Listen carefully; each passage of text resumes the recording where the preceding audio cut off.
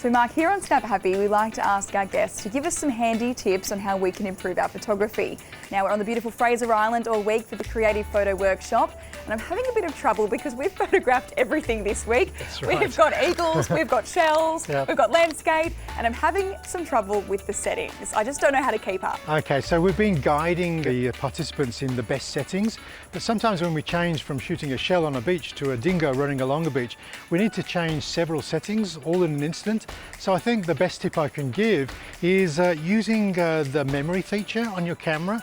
Sometimes we can memorize groups of settings and just put them on a number on the top beautiful. of the camera. So that would help me. Yeah, so I can go from shooting a shell, just say number 1, action, dingoes, and then knowing that I've got all of the settings that are appropriate now for fast action. Amazing. So can I use memory recall on my system as well? Yeah, look, most modern cameras now have got the ability to memorize the settings and then recall them just by turning the shoot mode dial.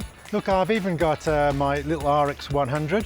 Sometimes we don't want to go to dinner with the big Interchangeable M system. Yeah. So the perfect companion camera for this is, for me, it's certainly this little RX100.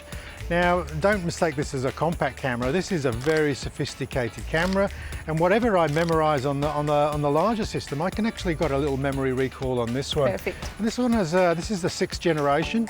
It's got a 24-200 lens, and it's even got a little pop-up viewfinder. So when the contrast is really high on the beach, I can just do what I normally do, is look through the viewfinder. But with a smaller cam. That's right.